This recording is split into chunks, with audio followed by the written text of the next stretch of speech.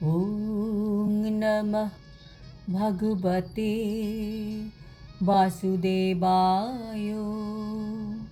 শ্রীমদ্ ভগবদ গীতা সপ্তম অধ্যায় বিজ্ঞান যোগ। হরে কৃষ্ণ।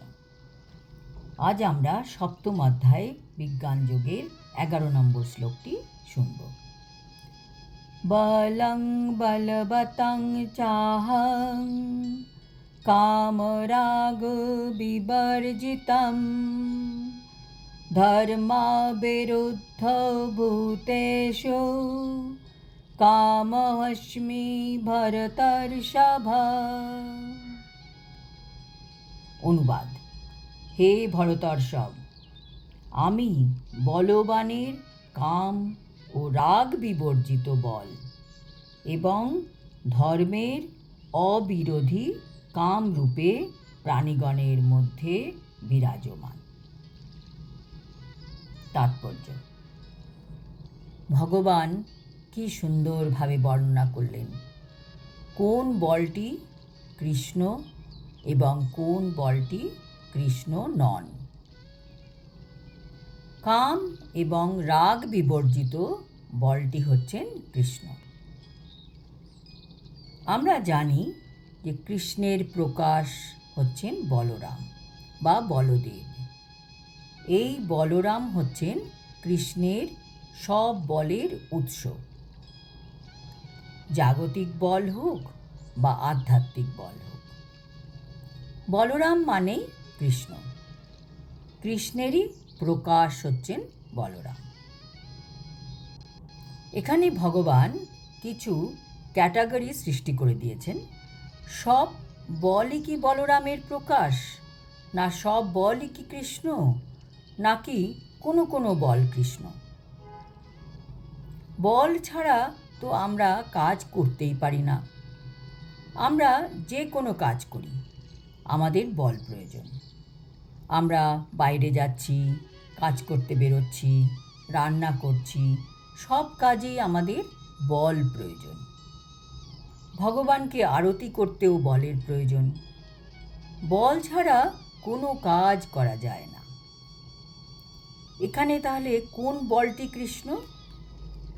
কাম রাগ বিবর্জিতম, যে বলের মধ্যে কাম নেই, যে বলের মধ্যে রাগ নেই, সেই বলটি কৃষ্ণ। এখানে কাম মানে কি? কাম মানে নিজেকে আনন্দ দেওয়ার জন্য যে বাসনা, ইন্দ্রিয় তৃপ্তির যে ইচ্ছা, সেইটি হলো কাম। আর রাগ মানে কি? রাগ মানে হচ্ছে আসক্তি, ইন্দ্রিয় তৃপ্তির সংযোগ। যে বলের মধ্যে ইন্দ্রিয় তৃপ্তি রয়েছে, আসক্তি রয়েছে, সেই বল কখনো কৃষ্ণ হতে পারেন না। কৃষ্ণকে তৃপ্তি দেওয়ার জন্য আমরা যে বল ব্যবহার করি সেইটি হচ্ছেন কৃষ্ণ। নিজের কিছু খাওয়ার ইচ্ছা হলো, তার জন্য আমরা রান্না করতে গেলাম এবং তার জন্য আমরা যে বল প্রয়োগ করলাম সেটি কিন্তু কৃষ্ণ নয়। কিন্তু আমরা ভগবানের জন্য ভোগ বানানোর জন্য যে পরিশ্রম করলাম, সেই যে বল প্রয়োগ করলাম, সেই বলটি হচ্ছেন কৃষ্ণ। ভগবানের প্রচার, মন্দির তৈরি, সেবা, এই সব কাজে যে বল প্রয়োগ করা হয় সেটি কৃষ্ণ। ধর্মের অবিরোধী কাম, সেটিও কৃষ্ণ। জীব মাত্রেই কম বেশি কাম বা কামনা থাকে। দেখতে হবে সেই কামগুলি ধর্মের পক্ষে কোনটা আর ধর্মের বিপক্ষে কোনটা। কামকেও কৃষ্ণের সেবায় লাগানো যায়। আমাদের যে 6 রিপু আছে তার মধ্যে শুধু ঈর্ষাকে ভগবানের সেবায় লাগানো যায় না।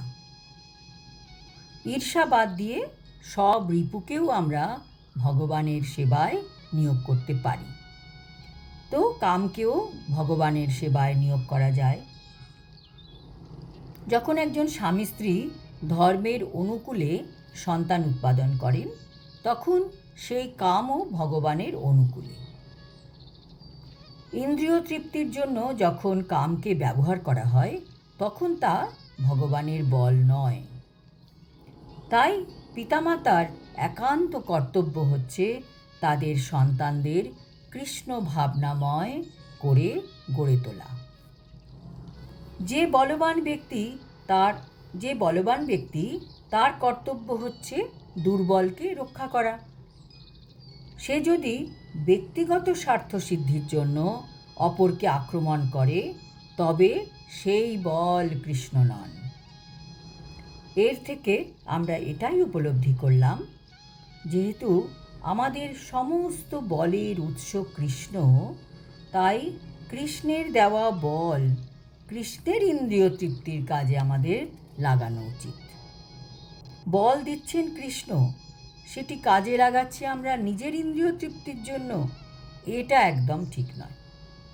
এটি বলের অপচয়। যদি আমরা বলের অপচয় করি সেটি ধর্ম নয়। ধর্ম পালন মানে কৃষ্ণের দেওয়া বল কৃষ্ণের কাজে লাগানো, তারই নাম ধর্ম। এইভাবে আমরা রিপুগুলিকেও আমরা কৃষ্ণের সেবায় লাগাতে পারি। আজ এই পর্যন্ত। আগামী শ্লোক থেকে কৃষ্ণ 3 গুণের ব্যাপারে বলবেন, যা অত্যন্ত গুরুত্বপূর্ণ। হরি ওম তৎসৎ। হরে কৃষ্ণ।